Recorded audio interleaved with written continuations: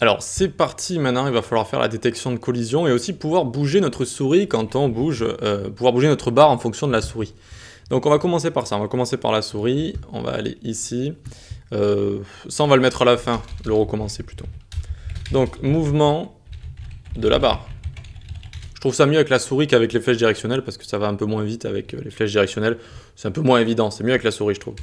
Donc dès qu'on va bouger notre souris dans le document, .add_event_listener mouse move, ça veut dire ce que ça veut dire. Et donc on va appeler mouvement souris.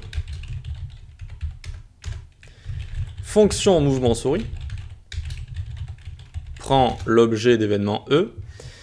Et on va avoir pour commencer let pose position X de notre barre par rapport au canvas est égal E de client X moins canvas.offsetLeft. Alors qu'est-ce que ça veut dire que ça? E de client X c'est égal à de la gauche jusqu'à la souris. Jusqu'à là où on est en fait. Jusqu'à la souris. Et canvas de offset left, c'est assez, ça s'explique tout seul, c'est décalage, ça va être le décalage. Je réfléchissais à comment je l'écrivais. Juste décalage par rapport à la gauche, hein. Décalage par rapport à la gauche. Maintenant on peut loguer ça. Pose x bar canvas. Hop, donc ouvrez-le vous en dessous plutôt que sur le côté, avec les trois petits points là. C'est un petit peu mieux pour voir ça. Donc regardez, on s'en fiche de la balle pour l'instant, juste qu'est-ce qui se passe ici? Dès que je vais arriver là, ça va être en positif, et ça va de 0 jusqu'à, vous devinez combien? 750 ici. D'accord? Donc ça nous permet d'avoir la position en pixels par rapport à la largeur de notre canvas ici.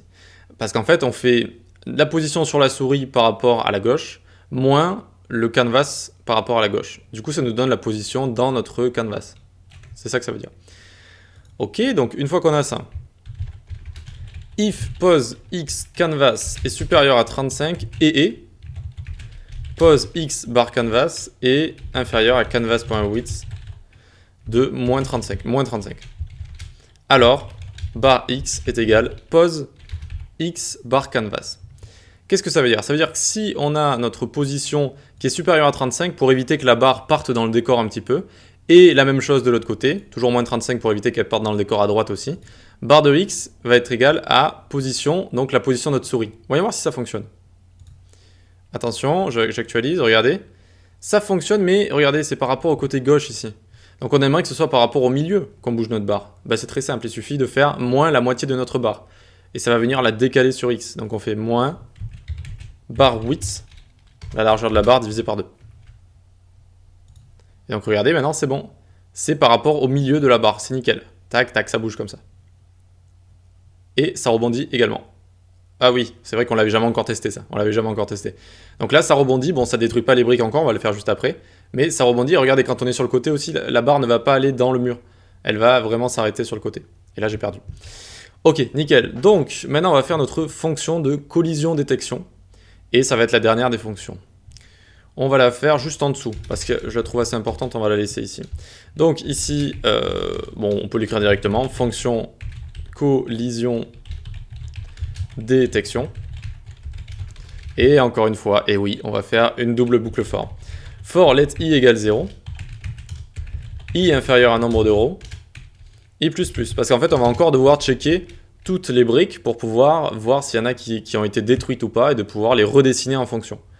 Donc for let j égale 0, j inférieur à nombre de colonnes j++, et voilà. Donc let b, ça va être la brique en cours, est égal brique de i de j.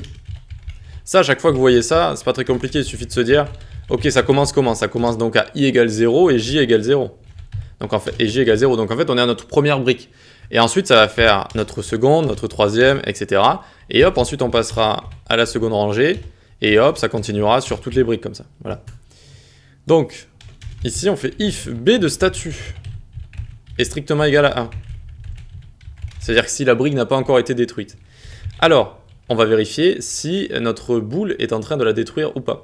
Donc on fait si x est supérieur à b de x, la brique en cours, et x est inférieur à b de x plus largeur de brique alors on finit, y est supérieur à b de y Et là on met vraiment que des et c'est important. Et y inférieur à b de y plus hauteur de brique. Ok. Donc à chaque fois on vérifie que notre balle x est supérieure à b de x. Si elle est supérieure à cette position et qu'elle se situe dans b de x, d'accord, b de x plus largeur de brique. Et la même chose pour y, ça veut dire qu'en fait on est en train de toucher une brique. Donc on va lui mettre à notre balle vitesse y est égale moins vitesse y. Donc ça repart en fait, ça va cogner dessus. Et notre brique actuelle point statut, on la met à 0. On met à 0. Vous savez, chaque brique a un objet, est un objet, et donc on le met à 0. Ensuite on fait score plus plus. Alors je grossis, parce que je sais que vous aimez bien mettre des écrans à côté, divisés en deux. Donc c'est mieux quand c'est un grand écran comme ça, quand c'est bien zoomé. Donc on fait score plus plus, on vient de détruire une brique, et affichage score.inner.html est égal, on ouvre les backticks, score, $score, qui est le nombre de briques qu'on a cassé. If score est strictement égal à nombre de colonnes fois nombre de rows, c'est-à-dire notre nombre total de briques, ça veut dire qu'on aura détruit toutes les briques, alors affichage score.inner.html est égal bravo. Bravo, point d'exclamation, tac, on met un petit BR ici. Clique sur le casse-brique, alors on peut lui mettre, on l'a déjà écrit normalement. On l'a déjà écrit, clique sur le casse-brique, il est ici, voilà. Hop là. Alors c'était peut-être pas le plus rapide à faire, j'avoue. Mais du coup on met bravo. Clique sur le casse-brique si tu veux recommencer par exemple. Et donc ensuite on met la fin est égale true. Fin est égale true, ok. Donc là en fait dans cette détection de collision, on détecte s'il y a une collision. S'il y en a une, la balle repart en sens inverse. Et on met le statut de notre brique à 0. Ça veut dire que, excusez-moi, ça veut dire que lorsqu'on va recréer les briques, lorsqu'on va les redessiner, eh bien, je vous rappelle qu'ici on a un if. Si le statut est strictement égal à 1. Si le statut est strictement égal à 1. Sinon, ça ne la dessinera pas. Et donc, le prochain rafraîchissement, ça ne redessinera pas la brique en fait. Sachant qu'il y a énormément de rafraîchissement, vous inquiétez pas, c'est très rapide. Et donc la prochaine fois que ça rafraîchit, et pour toujours après, ça ne dessine plus les briques en fait. Donc s'il y a une collision, le statut passe à 0 et ça dessine plus. Et on envoie la balle à sens inverse. Ensuite on affiche le score, et si jamais le score est égal à toutes les briques détruites, ça veut dire que on les a toutes détruites quoi, et bien c'est la fin de la partie, donc bravo, vous avez gagné, fin est égal true. Voilà. Donc cette fonction collision détection, il faut l'appeler à chaque fois ici qu'on appelle la fonction dessine. Donc on l'appelle ici. D'accord? Il faut tout le temps checker s'il y a une collision, tout le temps. Voilà, donc on le fait tout le temps. Score is not defined. Ah oui, c'est vrai. On a défini affichage score, mais pas score. Donc score ici, on le fait démarrer à 0. Tac, tac. Alors, perdu. Donc là, j'en détruis une. Hop, j'en détruis deux. Et, je dis non, je suis pas très doué. J'en détruis une, donc. Tac, j'en détruis deux. Hop, hop. Et voilà, vous voyez que ça fonctionne correctement. Ça fonctionne correctement à chaque fois.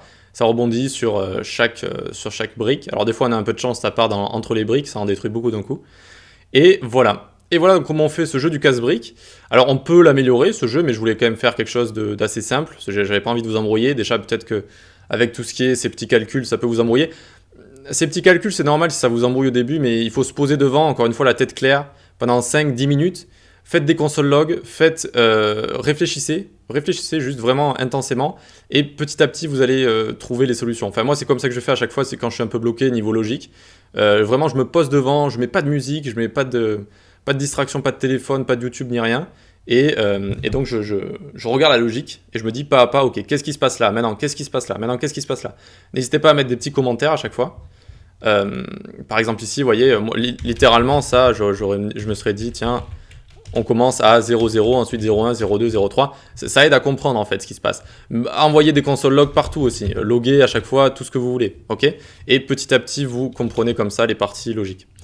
Bon, ben, on a fini avec ça. C'est nickel. On va pouvoir passer au prochain projet. Allez, à tout de suite.